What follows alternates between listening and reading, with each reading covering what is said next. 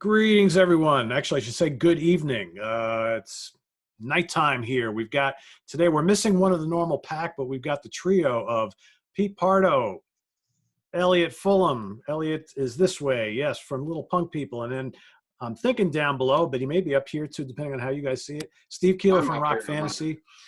We are missing Brian Slagle today. We're hoping he might join us, but I think Brian might have forgotten today. It's okay if not. We'll catch him next time. But anyway, we're here today. We've gathered here today for top 10 songs of one of the most beloved hard rock metal, or they got their own genre, Motorhead music.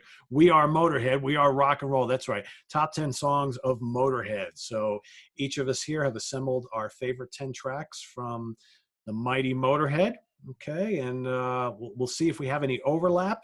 I think Steve and I are going to overlap a little bit. I have a feeling, but we'll see. What do you got there, Steve? What do you got there, Steve? You can see what I have. I've got the War Pig. He showed up to do the show. There's another rock guy that lives in the area that has a mascot he brings on the show. So I'm going to bring the War Pig just for this show at least. There you go. We could have called Caffrey, made him throw together a top 10 in like 10 minutes. That's normally what he does, right? yeah. Show up. Yeah, I'll do it with you. All right, as we always do on this show, we'll start off with our number 10s and we'll work our way to number 1. We have not shared notes, so I have no idea what Elliott and Steve have picked. They don't know what I picked. So, like I said, it'll be cool to see if there's any overlap at all. I think we might have a couple because there are some legendary songs from this band that I know most people love, but we'll see. You never know. So, Elliott, I'm going to have you kick us all off with your number 10. All right. For my number 10, I have We Are the Road Crew off of the Ace of Spades album. I love Lemmy's singing melodies on the song. I think this song is good enough to make the list. It's, in my opinion, not as good as like the top 5 because Motorhead has such amazing songs, but I feel like this was perfect for number 10. So number 10, We Are the Road Crew. Awesome pick. Steve, what do you got? I think that Elliott might have snuck in here earlier today, and he saw my list. And my number 10 is We Are the Road Crew also, and it's a great song. I love the lyrics and everything out. I mean, I remember that more from the Live at Hammersmith album than I do from the studio album. I think that live album is one of the best live albums, and I grew up listening to that a ton. And then the whole Road Crew thing is just a story about the crew making the band work and putting the show together. And it's a classic Motorhead song. It might even be better than number 10, but it's number 10. And this top 10 of mine, you could take it and shuffle it, I think. They're all great Motorhead songs.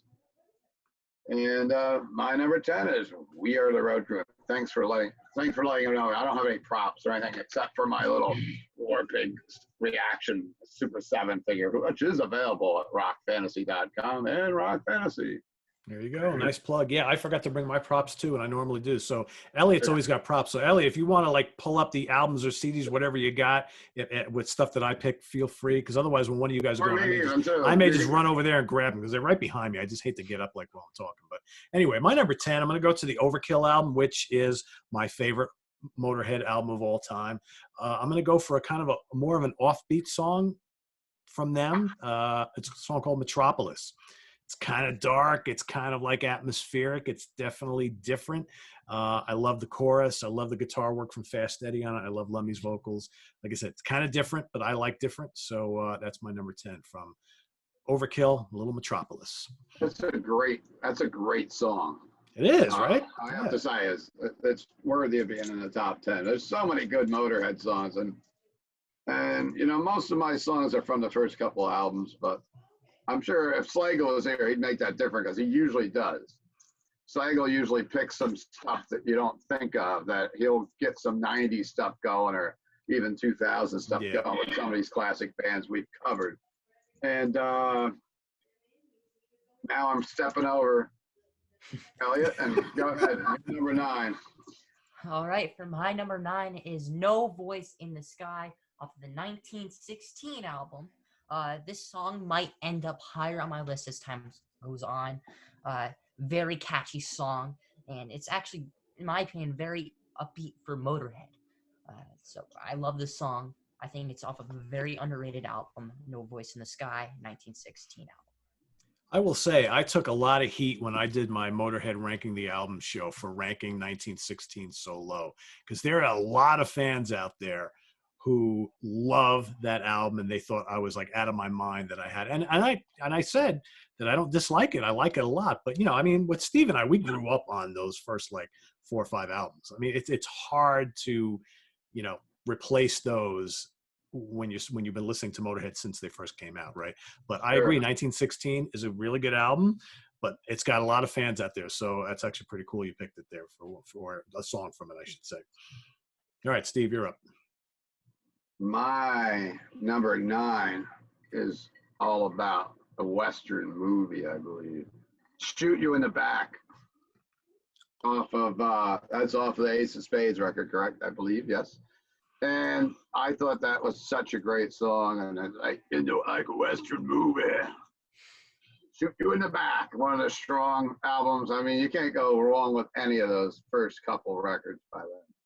So many great tracks, but Shoot You in the Back is a very strong song, and it makes my number 9. That's a good one. Another good album. I agree. My number 9. How about the title track to Orgasmatron? Down and dirty, and I love Lemmy's kind of ridiculously bizarro vocals on that song. It's so like Lemmy growling and gravelly and all that kind of stuff. Yeah. And a ton of groove to that song, but more important, that song is just so dirty. And like Motorhead at their best were really dirty, and that's who they were. That's what they were all about, right? True. So that's my number 9. Awesome. Nice pick. My number 8 is No Class from Overkill. I absolutely love the main riff. It's one of my favorites from all of Motorhead. It is catchy. It is gritty. I love it. Number 8. No argument for me on that one. My whole top 10 could have been filled from that album. That's how much I love that album. And speaking of No Class, it's in my top 10, but it is not the next song. But check out Wendy O. Williams when she covered the song No Class. What a heavy song. Like, she did that song so great. And it was something I wanted to mention if someone brought up No Class other than me. And I just remember her on stage doing that, and it was so heavy. And Wendy O. Williams, I think, is one of the most kind of overlooked and not remembered as much nowadays as she should be. Rest in peace, Wendy. But seeing her with the Plasmatics in '84 and stuff like that, I'm going way up this thing. And my number 8 is The Chase is Better Than the Catch, which I believe is another one of their best songs. And I remember just that song's so catchy. And I guess it might be another one of these kind of, what did you say? It was kind of dirty. It's a Motorhead song. It's dirty Motorhead. I mean, that's what they're all about. So you guys want a quick little Wendy O. Williams story? Now that you brought her up, I know this is a Motorhead show, but back in, God, I'm going to say is when she was doing solo. This is after the Plasmatics. So it was probably like 80, maybe 87 or something like that. Steve, do you remember when she played at Spring Weekend at New Paltz? I don't think I went to that. I saw her play at Club Manhattan in Spring Valley. Okay, well, she played at New Paltz College when I was going to school there, and I was working for the campus TV station at the time. So we agreed to set up and do an interview with her for the local TV station, which is basically shown on campus. So, and I was the one to interview her, right? And I had, at the time I had like the big mustache and the long hair and everything like that.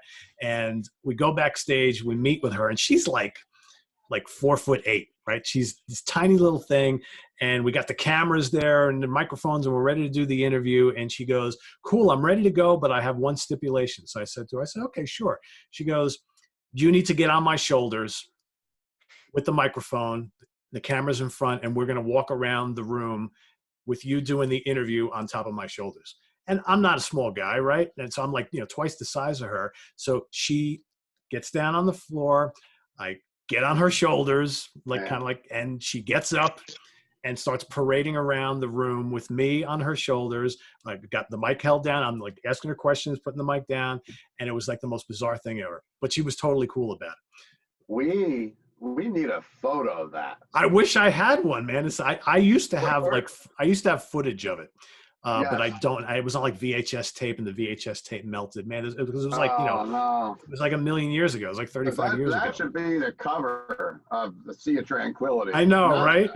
Williams has anything to do with tranquil music. But, it was so bizarre, But I was like, and I couldn't believe he wanted to do that. But anyway, I digress. I just figured I'd throw that. Anytime anybody brings up Wendy O. Williams or the Plasmatics, I have to tell that story because it was just so weird. That was like my first big interview, and here I am, and this little rock star of a woman. She's like, "Get on my shoulders." That's how I want to do the interview. I'm like, "All right." Now you've painted yourself in a corner. We have to do a top 10 Plasmatics. Oh man! So where are we at? Number 8? Is it my turn, right? Yes. All right. Let's go back to Overkill. How about Capricorn? Another kind of offbeat, kind of atmospheric, little bluesy, but just like I love Fast Eddie's kind of cool guitar riffs, right? Great song, right? Oh, good. Not your typical Fast and Furious Motorhead, but like I said, I like when they kind of mix it up a little bit, and they did that a lot on those first couple albums. So Capricorn, and I love the kind of the effects on Lemmy's vocals on that song. So it's got this cavernous sound to it a little bit. So that's my number 8. Back to Elliott for number 7. All right, for my number 7 is Damage Case, also off of Overkill. It's an all-around good song. Really love the beat to this song, the mid-tempo beat. It has a lot of style, which I love. And I wasn't 100% sure if I put this song over No Class or put No Class here. If I could tie them, I would. But number 7, I finally decided Damage Case. It's the right spot. Another great choice. And I'm number 7 now, is something that's not from the very first couple albums. It's off Another Perfect Day, and it's called Shine. And I thought that was a great album. I got to see that tour at the Chance in Poughkeepsie. Oh, no way. Yeah, I was there, and I remember being pretty fired up. I went to that concert. My wife picked me up when we went to see Motorhead, and I think I was at the fairgrounds, or I was at something, and I was a young kid, and I was drinking all day. Went to see Motorhead, and they were great with that Another Perfect Day lineup. So did Brian Robertson, was he wearing like the cutoff shirt, the sleeveless shirt and the headband? I don't know if my memory is quite that good to remember what he looked like or anyone looked at, but I played the hell out of that record, Another Perfect Day.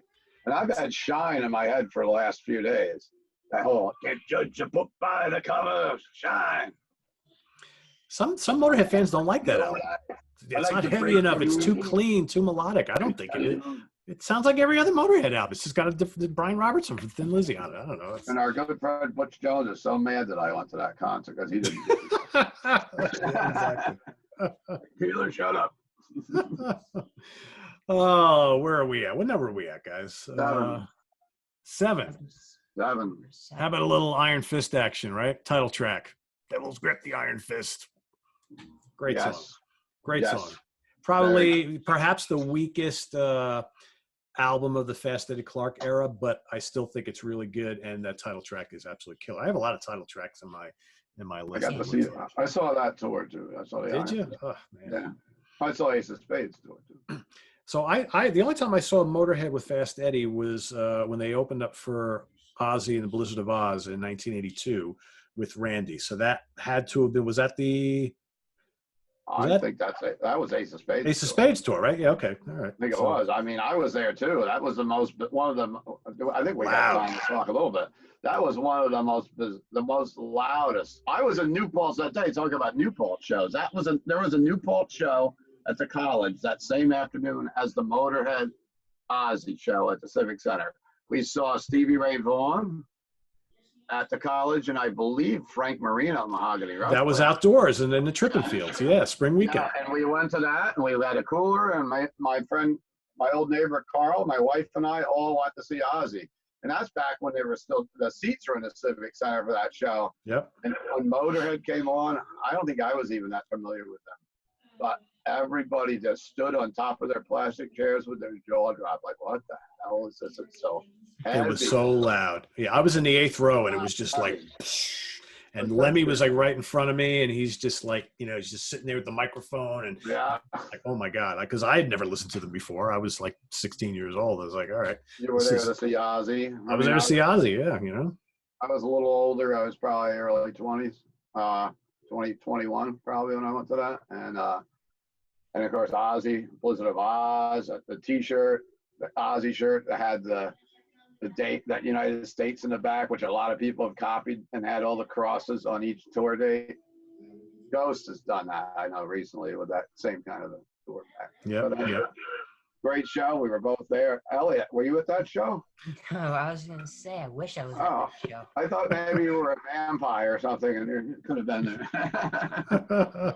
It's gotta be a legendary concert. I can't imagine going to that. Good. Brings back good memories. The problem, Elliot, the older we get, the less we remember from those concerts. It's like not as fresh in the mind as it used to be. Good thing we're documenting it now for everyone. Yeah, exactly. Elliot can remember for us later on. All right, Elliot, I think it's Elliot's turn, right? Is that where we're at? Where are we at? Number 6? 6. 6, yes. 6. Number 6 is Fast and Loose from Ace of Spades. I've been listening to this song after going over this. Oh my God. Fast and Loose, Ace of Spades. The main riff sounds like something Tony Iommi would write. It's been stuck in my head for the past week. Similar tone too. I think it's a great song, and I love it. I love the riffage in it. It's just pure. I love it. It's not else I could say. It's just a great song. I love it. Fast and Loose. It is a good one. Speaks for itself, in my opinion. Yep. We're at number 6 for me, and my number 6 song is, I think that people are going to get mad at me about this. It's not from one of their good albums or a famous album. It's from the WWE. And I love that song. And I know a lot of people that don't know anything about Motorhead. If you say Motorhead, they know the song, The Game. Time to play the game. That's how you play it. That's my rendition, but it made my top. And I just thought that it's one of their most famous songs. Whether it's their best song or not, I think it's good. I like it. I remember a lot of friends anytime we were playing games or anything, it's time to play the game. And it was written for Triple H, and I believe Triple H was a very good friend with Lemmy. Yep. Lemmy was friendly with a lot of people, but that's my number 6. Steve, I agree. It's a great song. It actually was in my original top 10, and it got booted out for Metropolis, actually. So it would be my number 11. It's really heavy. It's like one of the heaviest tunes, and it's like slow and grinding and kind of doomy. It's great. But, it was, yeah. And how many times, if you were a wrestling fan back then, how many times did you hear it? Like, yeah, here comes Triple H. And every week you got to hear that, right? Yep. They actually did another song for WWE. King of Kings, right? Yes, yeah, that one wasn't quite as good, I think, but bow down to the king or something. Yep. I remember that. So my number 6, how about another title track? How about title track to Bomber? Whoa. Bomber's awesome. All right. Take the game off my list and put the Bomber back in. I'm sorry. I'm sorry. I told you I don't work good. Please don't kill me. Bomber's way better than the game, and I didn't put Bomber on my list. So sorry. Sorry, Triple H. The Bombers, you tied me here. That's great. That's great. Steve always forgets like one mandatory track. It's like, like Demon of the Fall from the Opeth. That's right. Yep, exactly. Oh, All right, Elliot, back to you. All right, number 5, Motorhead, off of Motorhead by Motorhead. To me, this also sounds a little bit upbeat. It used to be actually my favorite song for a while, but this song fluctuates, depends on how I'm feeling. So Motorhead number 5. Cool. Elliot, have you ever heard the Hawkwind version of that? I have not heard it. No. You should, because he actually he recorded that when he was like in the final stages of his time in Hawkwind. So it's very similar, but it's got kind of like synths and things like that fluttering in the background. It's a little bit different, but definitely go check out that version. It's actually pretty cool because they recorded that song. That's how he got the idea for the name of the band Motorhead after he got kicked out of Hawkwind. He's like, you know what? I wrote that song. We played it in Hawkwind. I'm going to steal the title and name my new band that. So pretty cool. That's a good song. It's a very good song. That's very anthemic, right? It's a little bit different. Yeah. From it. Yep. I think it's the No. best song on that album, in my opinion. And once again, Elliott was probably really here earlier because that was my number 5 too. It's Motorhead from the '77 self-titled record, and it's one of those anthems of a metal band. Like you got Iron Maiden with the Iron Maiden, you got Overkill with Overkill, you got Motorhead with Motorhead. There's a lot of bands, you know, that do songs like this, and Halloween, and I mean, it's a lot. Black Sabbath. Black Sabbath, and it just, you know, most of them are really good too. And That's true. yep. So Motorhead, I'm going to tie. He's explained it, and we're moving on. All right, my number 5. I'm going to keep going back to the well. That is Overkill. How about Stay Clean? Excellent song. Right? Excellent. I'm sure everybody knows it. I don't need to describe it too much, but driving riffs, great Lemmy vocal. It's just so memorable. So memorable, yet so filthy. Just that's how we love Motorhead, right? Yeah. We play rock and roll. And All right, Elliott, back to you. For my number 4, I have Iron Fist off of Iron Fist. I love the solos on this song. The guitars on this song are incredible. It's very catchy, like classic Motorhead. This is a classic song. And I think the production is really cool too. And I will say, Elliott, could you hold that LP back up again? I absolutely love the album cover. That's just like, that's so Motorhead, right? That's the Iron Fist. It's just so awesome. Yeah, Those early album covers are great. Oh, yeah. All right, Steve, what do you got? My number 4. Are we at 4? Yeah, we're at 4, right? Yep. Stay Clean. Classic. Yeah, and it's a great, fast Motorhead song with a great chorus and Stay Clean. We're off to you, Pete. All right, my number 4. Let's go to Another Perfect Day. Back at the Funny Farm. Wow, not slamming riffs, huge Lemmy bass riff in that song, and then a sizzling Brian Robertson guitar solo. What a great player he is. And just epic, angry, snarling song on that album. And again, I dig that album a lot. I never understood the kind of way that album pissed off so many Motorhead fans. I think they were just upset that Fast Eddie Clark was gone. It's kind of like, you know, like when Ozzy, Sabbath, you know, when a major member leaves, you don't give the other guy a chance. And it's like, meanwhile, you know, Brian Robertson had plenty of street cred when he joined that band, but he just, you know, Thin Lizzy were a different beast. And it's like, oh, he's not dirty and heavy enough for Motorhead, but that album's plenty heavy.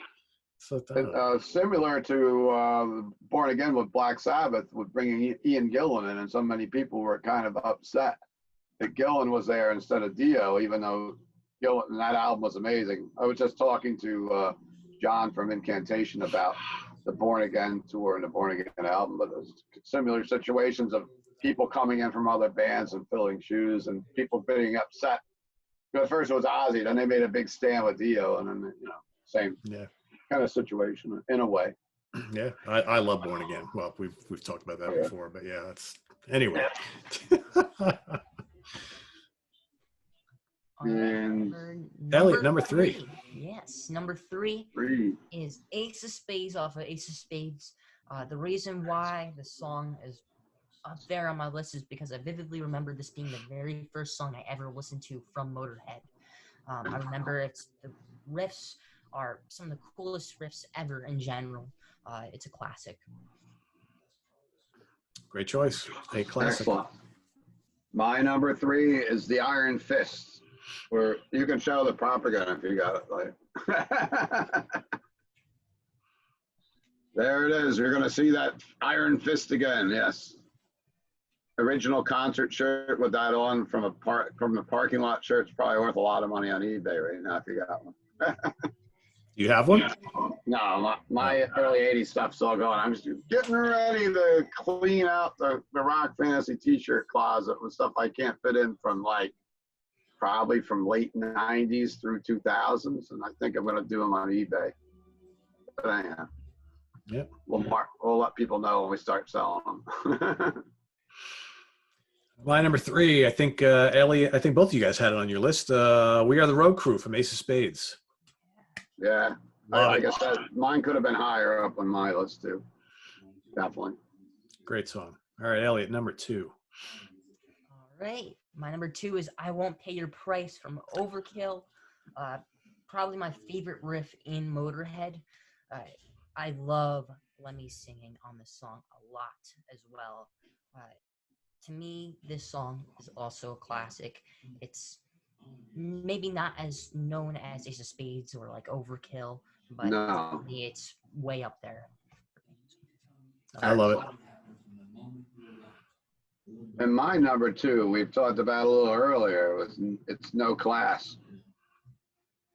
And once again, it's just a heavy, heavy song. And I've left out a couple notables off my list as Pete's pointed out to me, but No Class is my number 2. And like you said, you could shuffle these all around pretty much at any time. My number 2, how about another title track, Ace of Spades. Classic, classic, classic. And I think, Elliott's right. It's like probably one of the first Motorhead songs that I ever really heard and got into. Probably for most people, right?